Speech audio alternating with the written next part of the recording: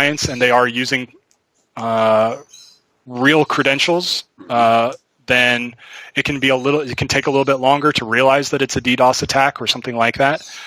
Especially if they can space it out, so they can like log in, and then with one client they wait, and then they log in not concurrently. Well, not simultaneously, but they log in like at just enough intervals so that it doesn't seem like a DDoS attack, but it still overwhelms the system. Yes, that kind of thing. And obviously they're very good about that these days as well, or figuring that out. I think that's all I can think of for now. Okay. Yeah.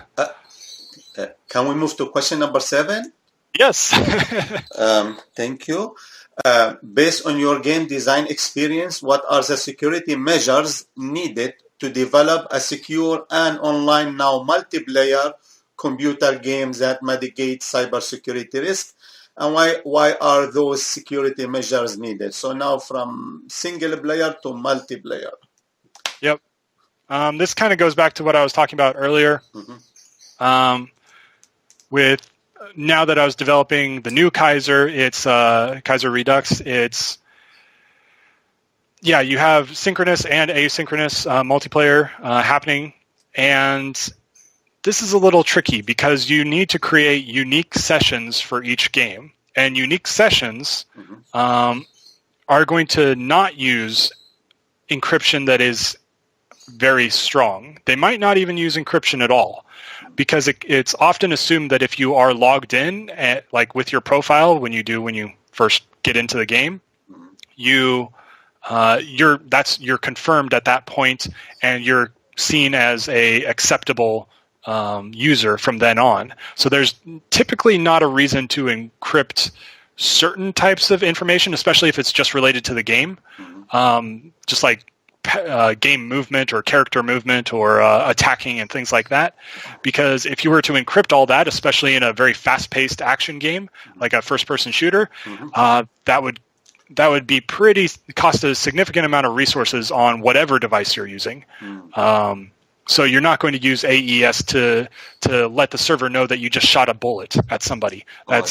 It would just take way too long, and there would be too much lag, and people would just stop playing your game. So that's why it's typically, especially with immediate games where you're just like action games or something like that, you just log in once and you're just accepted as a legitimate user from then on. So that opens up a lot of very bad situations as well. This is where man-in-the-middle attacks become much easier for the hackers, basically. If they can, for some reason, copy your identity and make it seem to the server like they are now you, they can cause quite a lot of trouble. They could easily cause DDoS attacks that would be pretty hard for your server to realize, especially in a first-person game, because again, first-person or any kind of action game, movements and connections to the server, it's more of a data stream. It's just kind of ongoing. It's not just little packets sent. It's just like a constant stream back and forth. And so it's harder to tell when there's an excessive amount of data coming in, because there's an excessive amount of data coming in all the time. There can also be ways to get around the original encryption through this means, through the man-in-the-middle attack, where like maybe the game ends, and through that entire time they were using like a session identifier or key or something like that. A lot of times sessions will have their own key, or kind of like we were talking about profiles and boxes and sub boxes and things like that before. Sessions will have their own kind of box and things like that. But the session might be its own part within that profile that I was talking about before. And when the session ends, if there's a man-in-the-middle attack and they have pretended to be that session, now the session goes away, but they're still within the profile, so they still have access to everything else within the profile. Without actually using the correct authentication to get into the profile. They just they backdoored their way in, you could say. something like that. That's a very common, or not super common problem. I think most developers do take that into account, but it's very easy to kind of forget about that or to overlook that, and to make sure that you, at the end of a session, or to keep the session outside of the profile. That's the first thing. It's not a part of it, but also to then recheck authentication after leaving the session and going back to like the main menu or the store or wherever it is in the game or app. So you have a lot more ways for backdoors to get into your server or into the game or the client itself. So there's, I think in general that just takes a lot of. That's where you start to want like a security expert or somebody who's being very, very vigilant about what they're adding to the game and how that can be manipulated by outside clients. That just gets really difficult. There's not a lot of good ways around that except to study cybersecurity in general. Take notes of past cybersecurity incidences, like how did people interact with this game? What was the problem in the first place? How do I make sure that that doesn't happen to my game as well? But there's no simple library or easy method for dealing with these because, again, games are changing. They're changing. They're varied. Encryption is changing. Hackers are evolving always. Yes. And so it's this just constantly thing that's in flux. And so there's no just perfect way to work around these security problems. Like my game is a turn-based strategy or turn-based tactics game, it has significantly different security features than a first-person shooter would, or than what a MOBA would, or Fortnite would, or anything like that. They have all significantly different security problems and possible backdoors and things like that. So that's really up to the developer, unfortunately. Yes. As much as I'd like that to just be like a one-size-fits-all, that's just not going to happen. Cannot. With this security, cannot. No. So yeah, you have to kind of trust the developer in that case, and hopefully they did their homework. Yes. I'm trying to think what else. Online multiplayer. Hacking, just general hacking, not like malicious hacking in terms of like trying to get credit card information, stuff like that, but more of like playful hacking becomes a much more common problem, extremely common, in fact.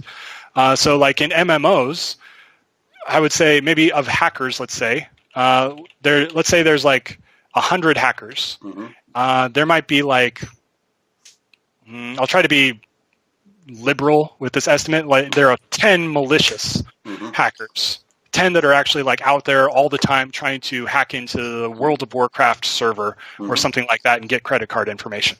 But 90 of them are just going to be playing around, and they just want to look really stupid or be able to jump a mile into the air or fly around without being able to actually, without having the privilege to fly, having extra bonuses and killing everybody in one hit, things like that. The playful hacking, I'll call it.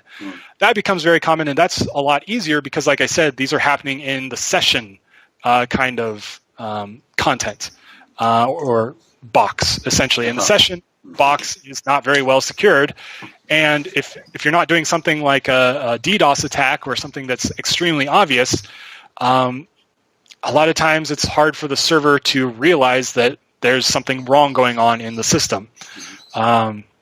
The only way to kind of get around that, well, there's two ways, basically. One is reports from players. The players see something wrong. They say this person is doing something they shouldn't be doing, or they're killing everybody and they shouldn't even be able to hit people in this area.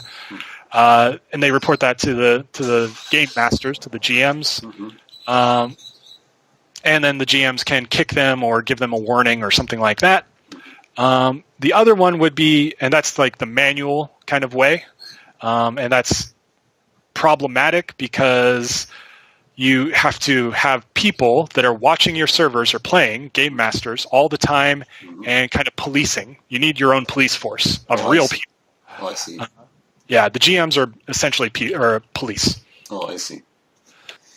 And so you need your own police force, which of course is very costly for independent developers, but even for like World of Warcraft, they have giant team of, or especially when it was really, really popular and they had 15 million users a month, they would have to have probably like 1 million police officers, or not 1 million, like maybe 10,000 or 100,000 police officers, GMs, running around the game, kicking people out that shouldn't be there, things like that.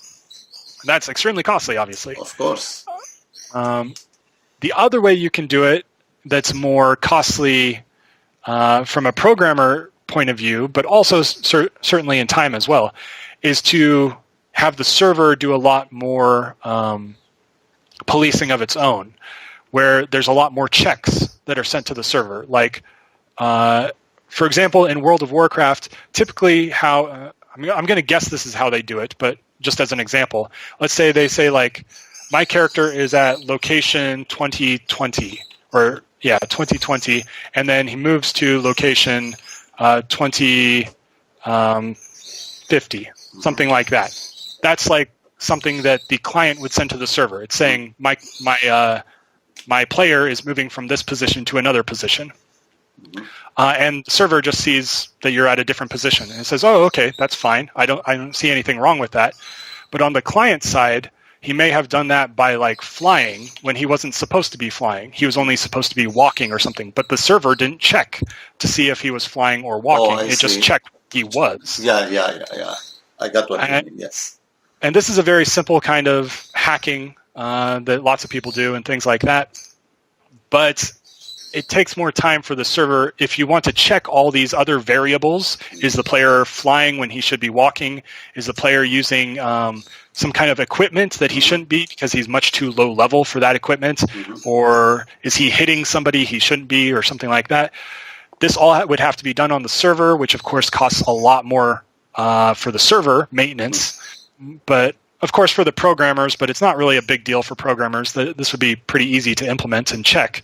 But this is a much bigger deal for the cost of the servers, the maintenance, and also the amount of like lag time. So of course people don't want to have a lot of lag, and of course, they want their game to be responsive and things like that. And if the server is checking all of these variables all the time, it's just not going to be very, very efficient. So for real-time games, first-person shooters, MMOs, things like that, this is not at all a very reasonable thing to expect. But for something like my game, a turn-based strategy, there's only one state or one change from turn to turn. That's much easier to check all the possible variables. But yeah, for real-time games, not very. No. Yes. But again, that's more playful hacking, and it can be annoying, and you can lose users that way.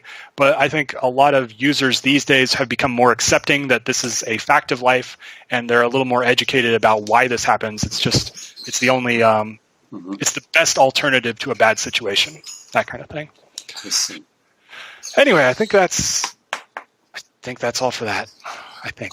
Okay, so can we move to the last questions? Yeah. Yep. Is there anything else you would like to add? Anything about security, game security you would like to add? Please feel free.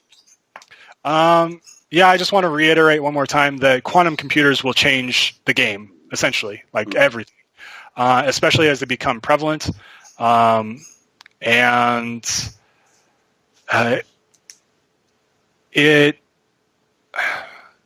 Okay, my very brief idea, or like skepticism about the future, is that multiplayer games may actually recede for a while. Like we may not see MMOs and other multiplayer games be very prominent or even developed for 10 years or something like that. Start in 10 years, maybe for the 10 years after that. Multiplayer games may kind of dwindle to just a few, with like the big names, like the Activisions, Microsoft, Sony, like the really big companies being the only ones that can actually afford to do it reasonably. Because at that point, or whatever point that quantum computers become prevalent and you can create actual server farms out of them, at that point, all old encryption, AES, regardless of what strength the AES is, 256, 512, 1024, etc. Those will be useless essentially. And yeah, and people would have easy access to credit card information from a variety of, like, for games especially, because there are so many security holes and possible ways to get into servers and things like that. A lot of games may find that they just don't have the money to create a server farm, to create their own server farms of quantum computers to fight against other quantum computers. And so smaller developers might not be able to even deal with this very well at all. But as costs of quantum computers go down, I'm sure that multiplayer games would rise again, especially independent ones. But it could create kind of a stagnation or even kind of a lull for a while in multiplayer or any online computer game, especially ones that require credit card information or something like that. Yeah, that'd be my guess. That's the only thing I'd say. Okay, thank you very much. Do you have any question for me? No. Actually, I really enjoy all the information. Was really interesting, and I am following up from the start until now. It's really, I love the information you provide me. It's really, it's a lot of good information. And thanks for listening. Sorry I talked so much. No. This is the idea here. Actually, we take information as much as you could provide us, and then I will go through the 10 designers, see what is pattern, themes among the designer. So this, we call it a rich information, which is help us a lot in the study finding. Actually, you provide a lot of good information, and I would like to thank you about that. Oh, glad I could help. It was a lot of fun. Yes, you did. And if you don't have any question, I want to wish you a wonderful day. Yeah, no questions. Yeah, have a good day too. You too. Thank you very much. Nice to talk to you. Okay, bye-bye. Yep. Bye-bye. Bye.